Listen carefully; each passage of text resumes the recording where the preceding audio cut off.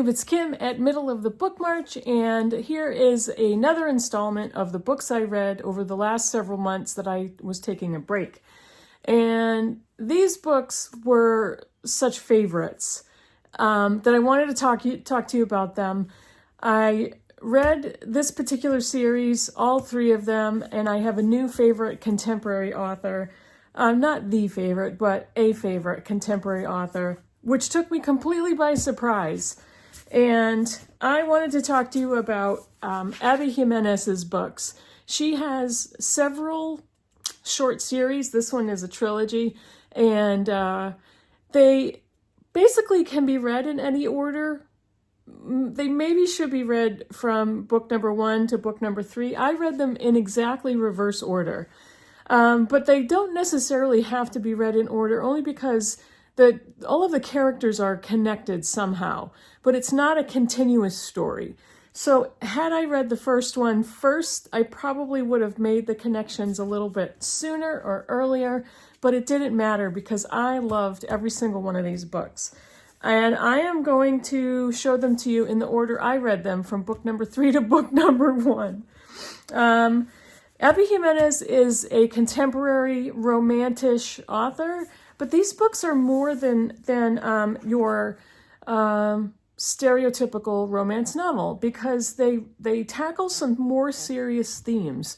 And that's what surprised me, because there really is love and a little bit of spice, story, family, friendships.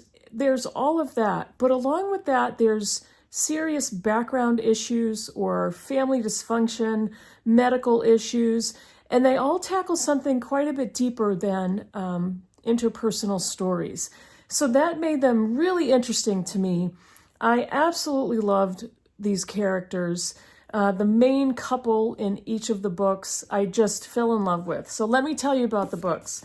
This one is Just for the Summer, and this is the first one of Abby Jimenez's books that I read. It is number 3 in the, what do they call this one? Part of Your World series. So this is the third book in the Part of Your World trilogy. This one is about Emma and Justin. And they both feel like they're cursed, because when they get into a relationship and break up, their significant other goes on to find the love of their life. So they both believe they are cursed. They don't know each other at the beginning of the story.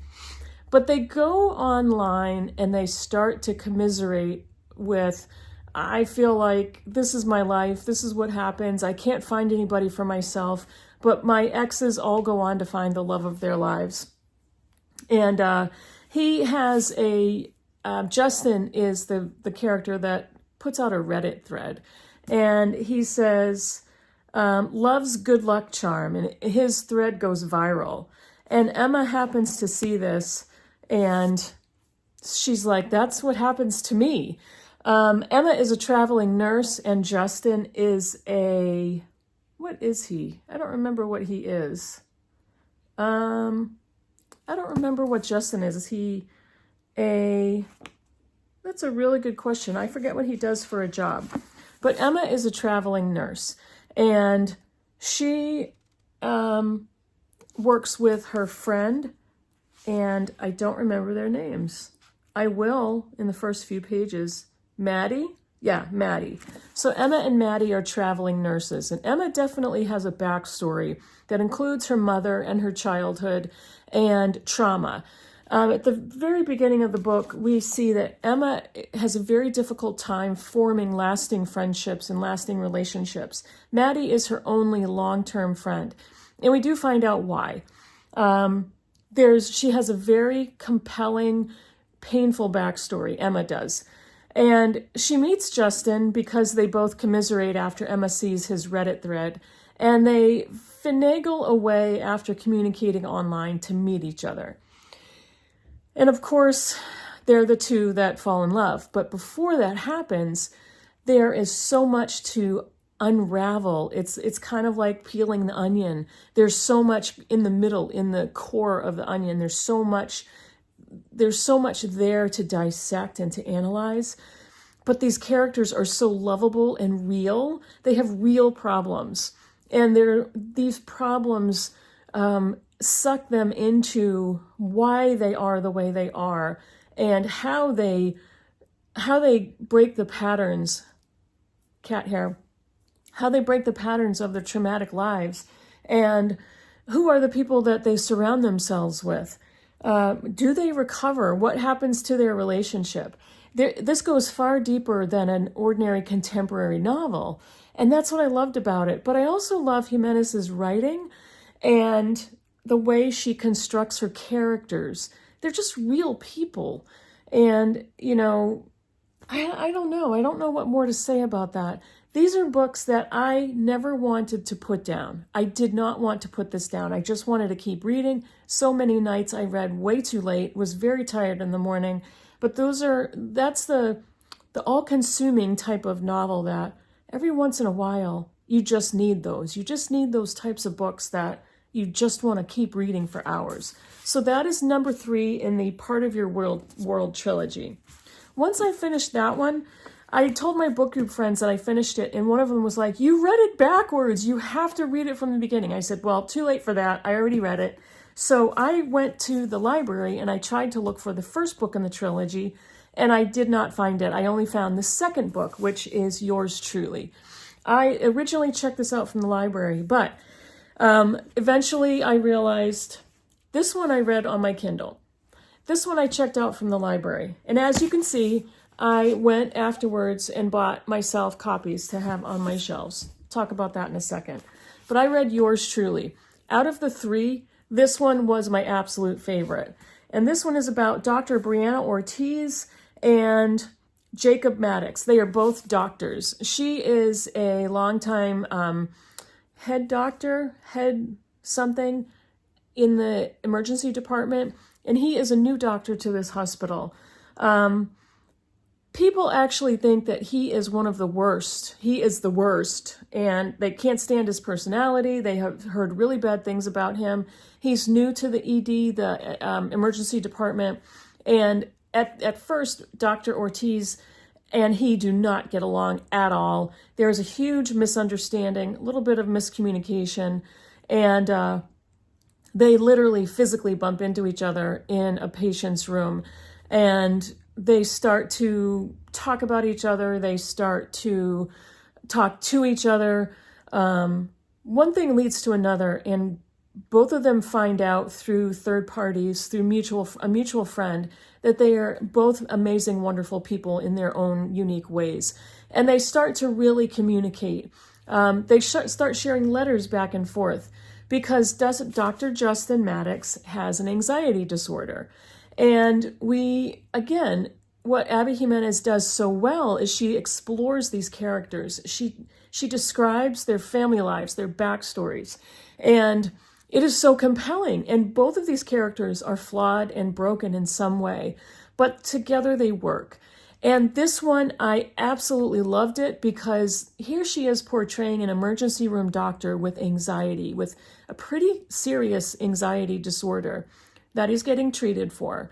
But the combination of the characters, there's fireworks, there's misunderstandings, there is sacrifice on both of their parts for the other one, there is acceptance, there is kind of a best friendship relationship going on until it gets to love.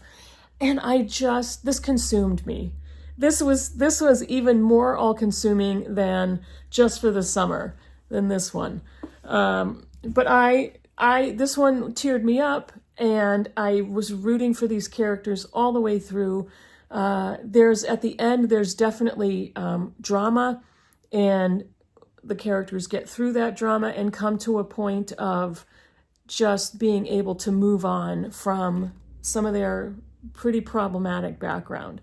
But I just loved it. That was my favorite out of the 3. Honestly, all 3 of them, absolutely loved. I enjoyed my reading experience with every single one. The first one in the trilogy is Part of Your World. And this one is about Alexis and, I never remember, Alexis and Daniel. And Alexis comes from a wealthy family and Daniel does not. She is a surgeon, and she comes from a family of doctors. She has a brother who was supposed to be the heir to the surgeon legacy. He decides to work as a doctor in a third world country, and kind of like a Doctors Without Borders situation. And he's kind of not estranged from the family, but he has removed himself from that legacy. And Alexis has to sort of take that over. She meets Daniel, and I don't know how. Let's see. Yeah, I don't really know how. She meets Daniel, who's a carpenter and 10 years younger than her. Oh, I remember how. It's all coming back to me. I think she's on her way back from something or on her way to an event, and her car breaks down and in the middle of nowhere. And he appears out of the middle of nowhere and helps her. It's either a change of flat tire or something, helps her with her car. And of course, at first she's terrified, but she ends up having to stop at this off the beaten track, out of the middle of nowhere, kind of a bar, and she bumps into him there.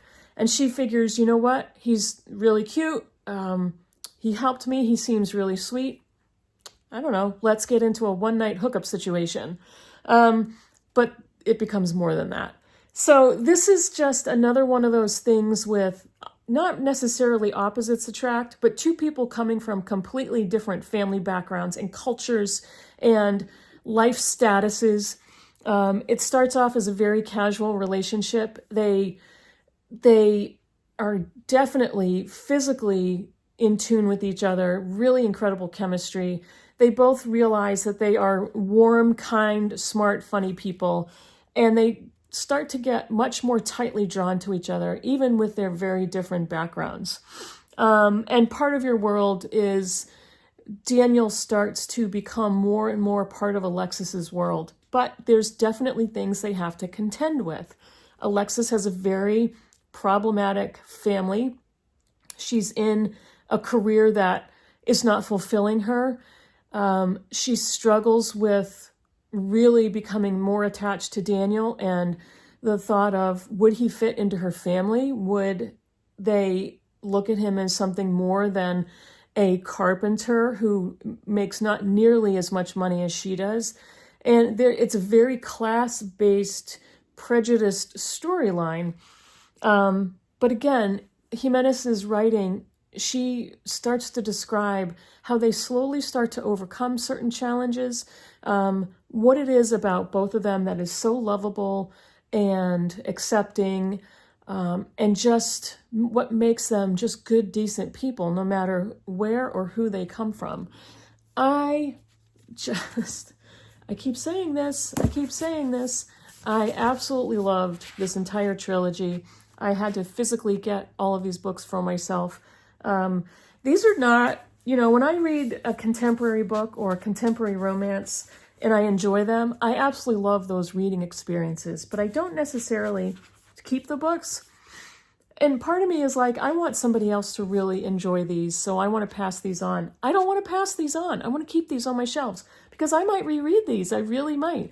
These are those types of books that I want to feel good. I want to get into a really compelling story. I want to read good writing, and these are going to fill the bill.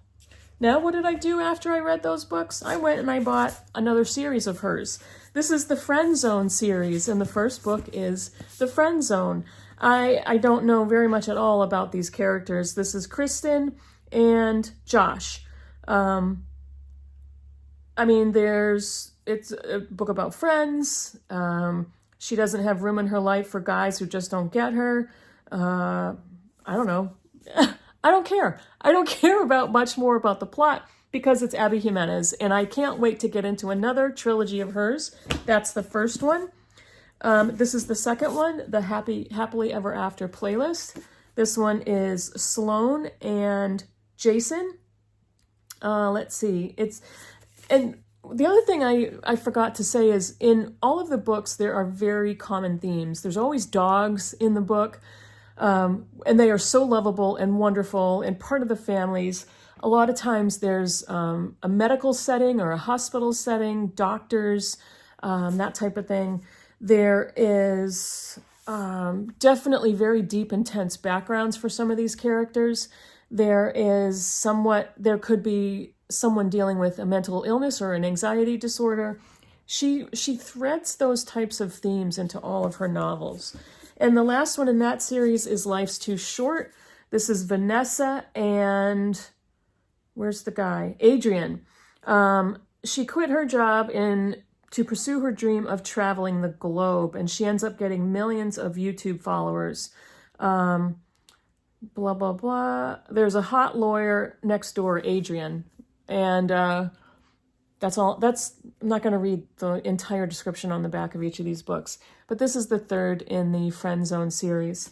And I am so thrilled to have these books by a really great contemporary author. If you don't typically read some of this type of these books, if you don't temporarily get into contemporary romance novels, I would urge you, if you're looking for something feel good and you want books that are going to keep you opening and turning those pages, and books that you want to stay up far too late reading, give Abby Jimenez's books a try. And these are not all of her novels either. There's plenty of her books to read. So I loved my experience reading her books, and I'm so happy to have discovered her. One of the booktubers who I first heard from about this author is Greg from Supposedly Fun. And he said the same thing. He said there's far deeper themes in these books than you would think going into them. And I think Heidi from My Reading Life may have also shown some Abby Jimenez books. Heidi, if I'm wrong, let me know in the comments. But when I see stuff like this from booktubers I really like and trust, I'm going to try it. And I am so happy that I did. I can't wait to get to more of her books. A quick reminder, coming up in November is the World According to John Irving read-along. I am a co-host. I will list all of the other co-hosts in the description box below. We are going to be reading the Cider House Rules in November, and this is in preparation for Irving's new book, Queen Esther. That is a prequel to the Cider House Rules, so we are preparing by reading this one in the month of November. We will be reading Queen Esther in the month of December. So there is a reading group on Voxer. If you are interested in reading this book with us, please let me know in the comments. If you don't have a Voxer account, you would have to set one up. It's free. And if you're not familiar, Voxer is an application you put on your phone. You can either send over text messages, or you can record an audio message. I tend to be a little wordy and I love to talk, so I find it easier to send audio messages. Unless I'm sending a quick text, then I'll do that. But Cider House Rules in November, The World According to John Irving. Let me know if you're interested in that. That's it for me today. One more installment of the books I read over the break. And then I've got so many other ideas of videos. I've got a library sale haul for you. I've got a regular book haul. I can't possibly show you all the books that I did buy over the last 4 or 5 months. And then I've got the books that I've finished lately. I've got plenty of material. I've got plenty of fodder for my channel. So come back and watch the next one, and I'll see you all in the next video. Bye, everybody.